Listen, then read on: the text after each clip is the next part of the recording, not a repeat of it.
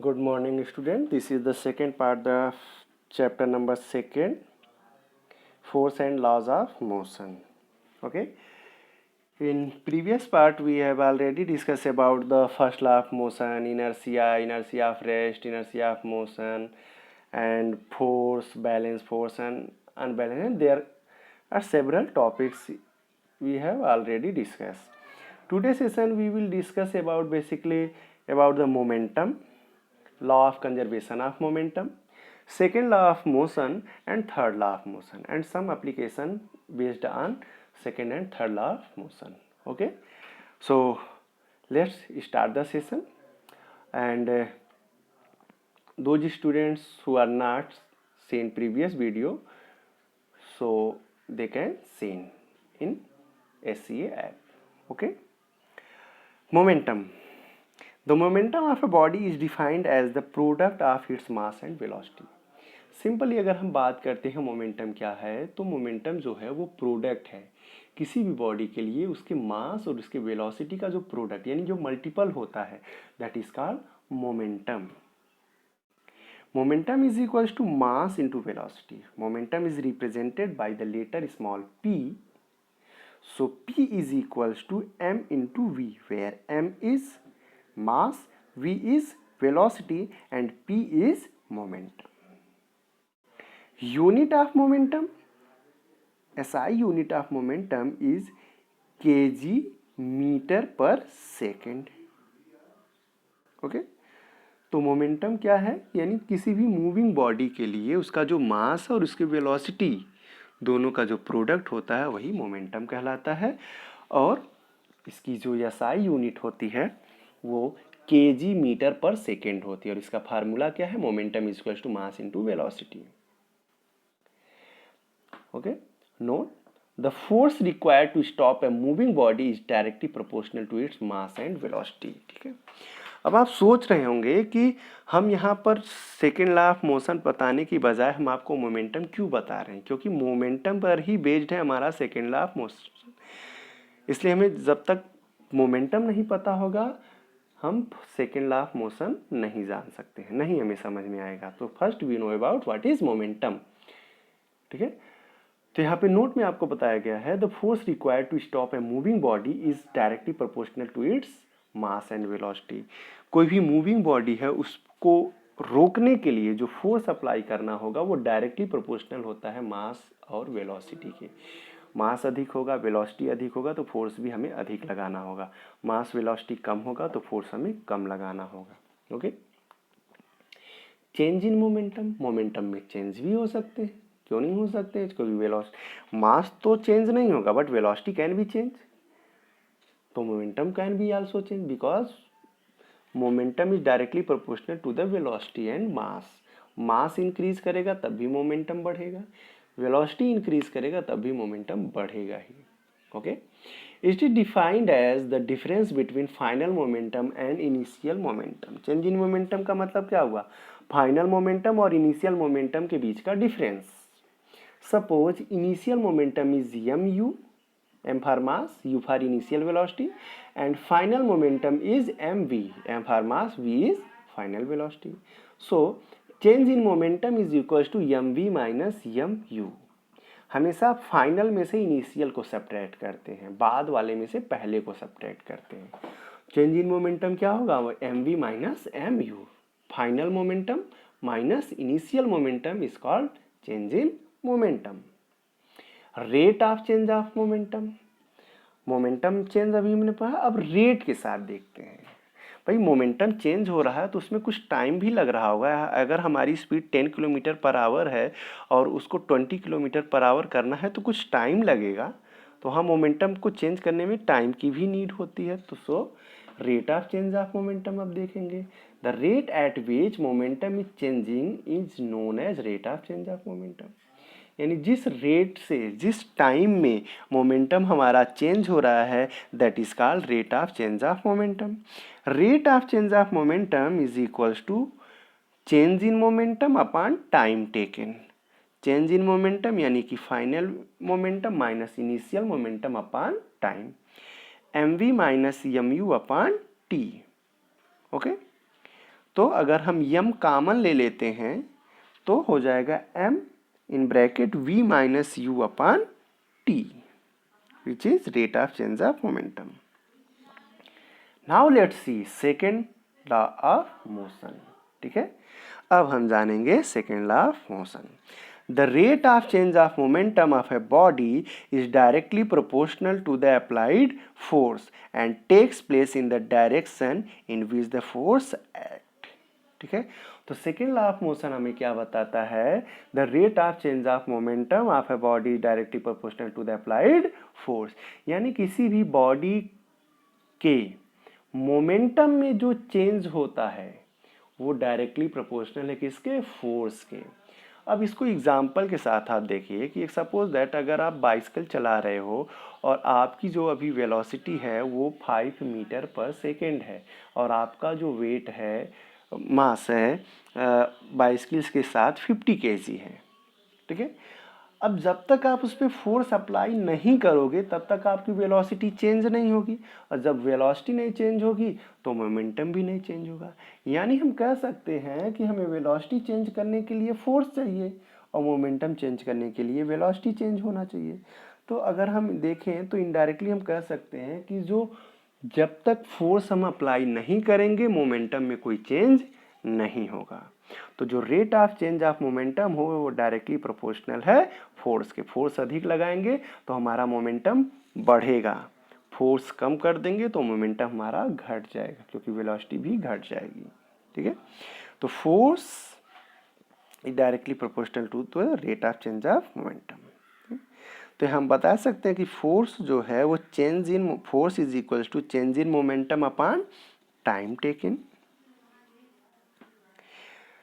Okay, force is equals to mv minus mu upon t, but we know that m अगर हम common ले लेते हैं तो आ जाएगा क्या? v minus U upon T, और v minus U upon T की वैल्यू होती है a, तो हम v minus U upon T के स्थान पर रख सकते हैं क्या?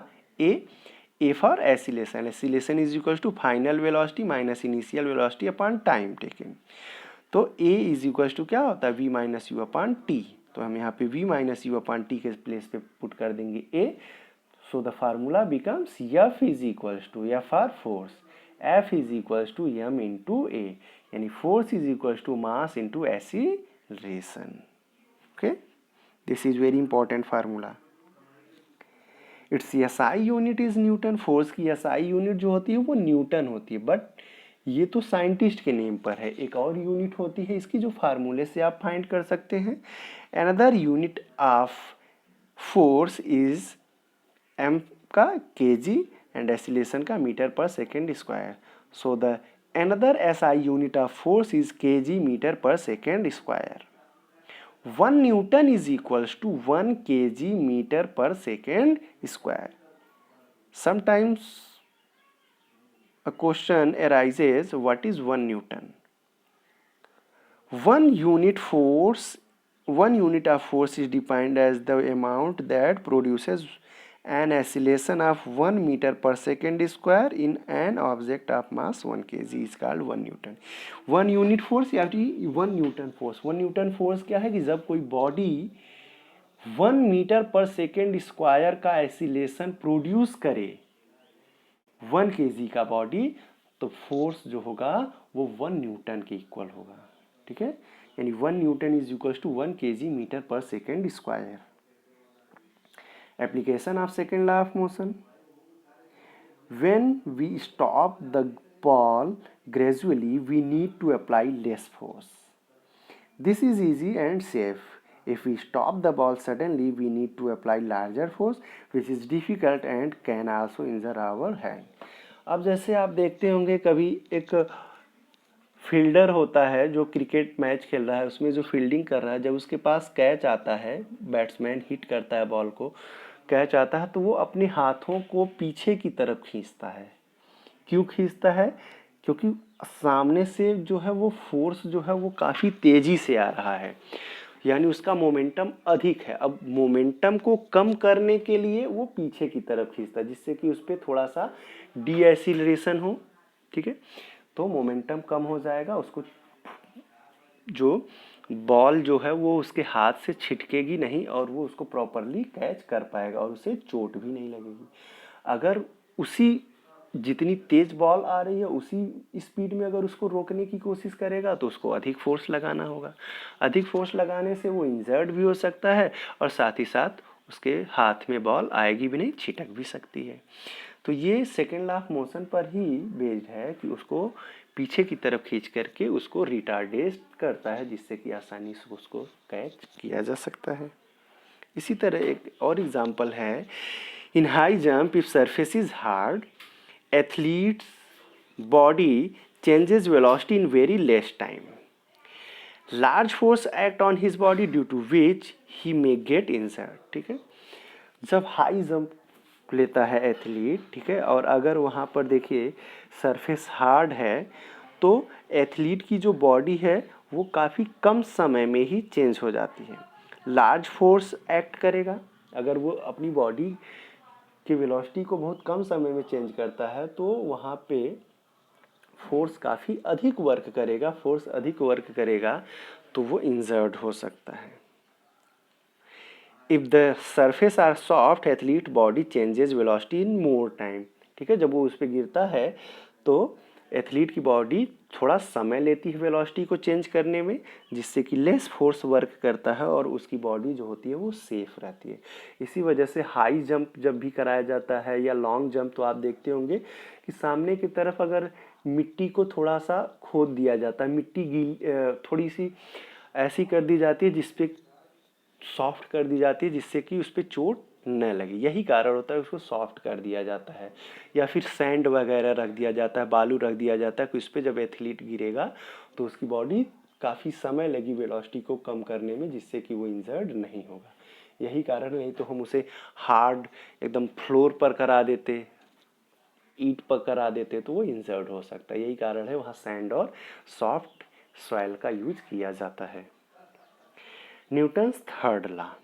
Whenever one body exerts a force on another body, the second body exert an equal and opposite force to the first body. ये बहुत ही फेमस लॉ है। ठीक है, कहते हैं मैंने एक्शन एंड रिएक्शन। ठीक है, इसको हम लोग कहते हैं and action and reaction law भी कहते हैं। इसमें जब हम किसी बॉडी पर फोर्स अप्लाई करते हैं तो वो बॉडी भी हमारे ऊपर उतना ही फोर्स अपोजिट डायरेक्शन से अप्लाई करती है।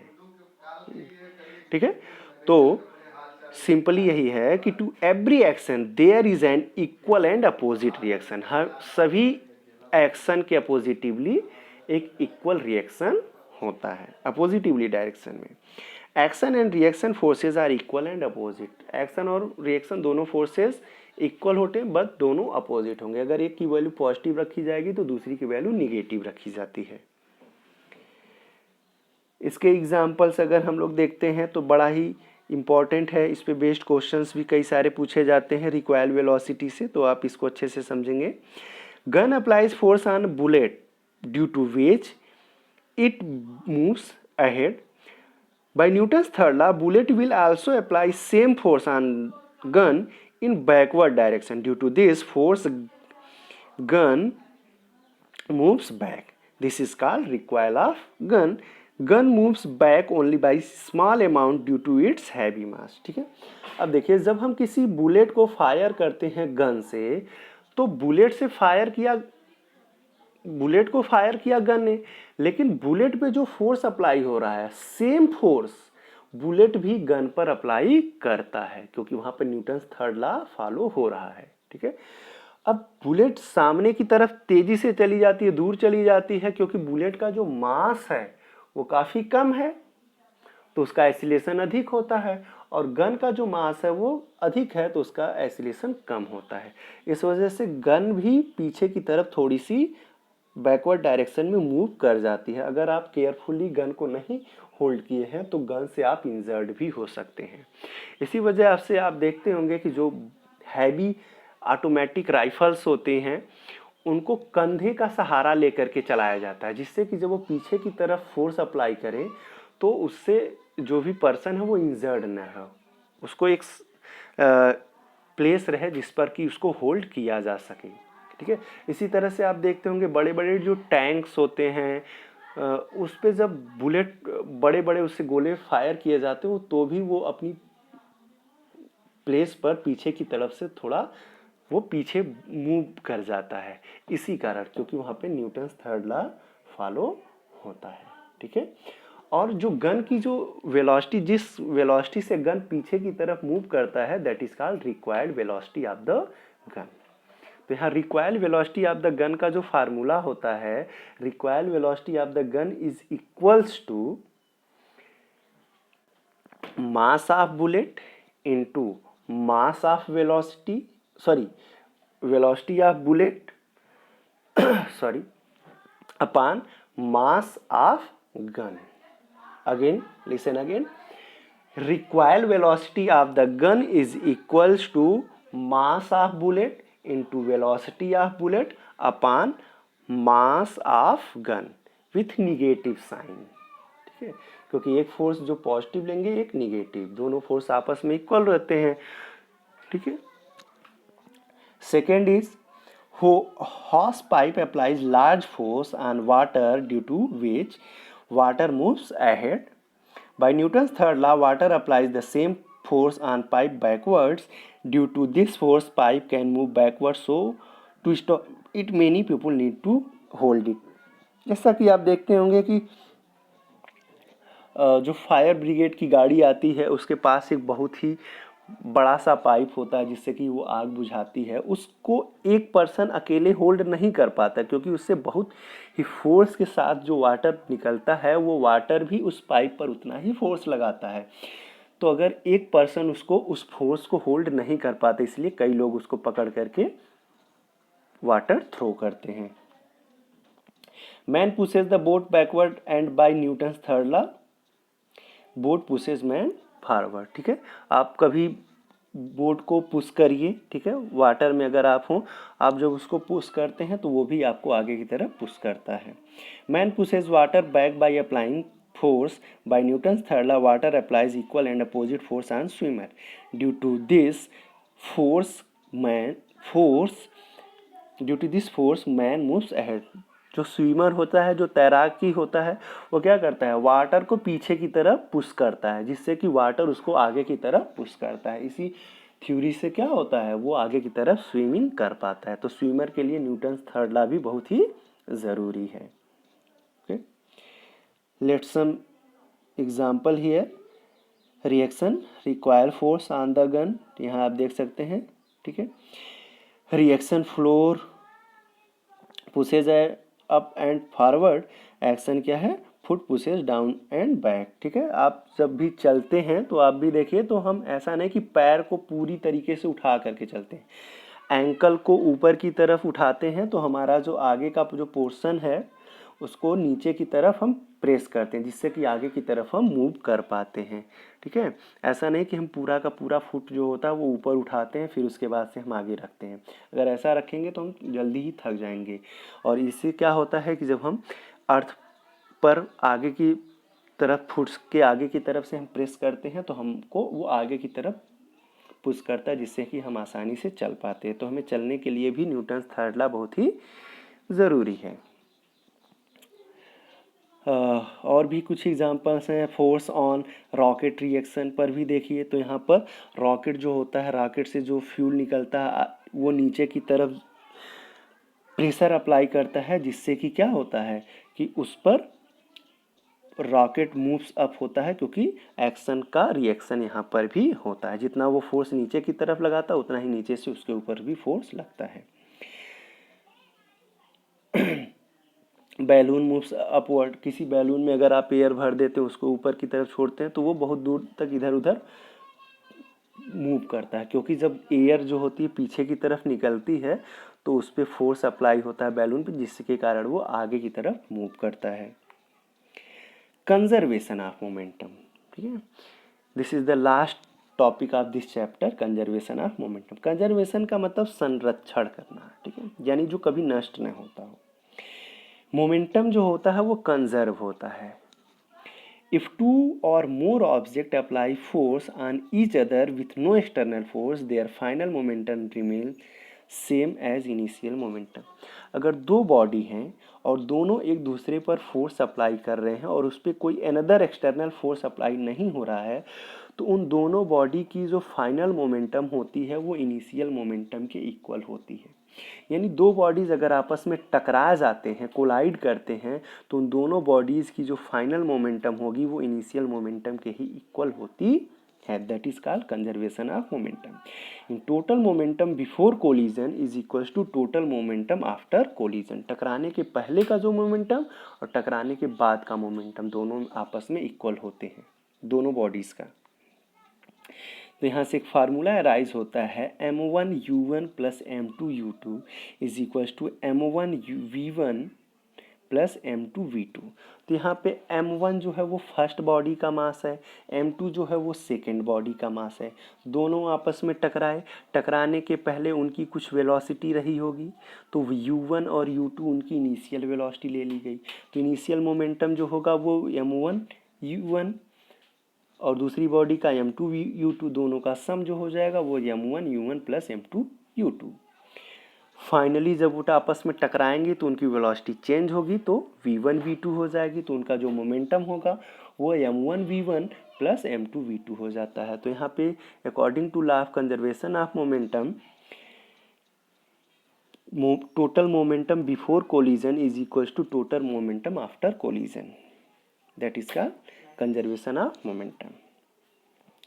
Thus we conclude that when two particles are subjected only to their mutual interactions, the sum of the momentum of the bodies remains constant in time, or we can say that the total momentum of the two particles does not change because of the any mutual interaction between them. Okay, some examples is here. Practical examples of conservation of momentum. Conservation of momentum के कुछ examples. In rocket fuel is burn due to which gases are ejected downward.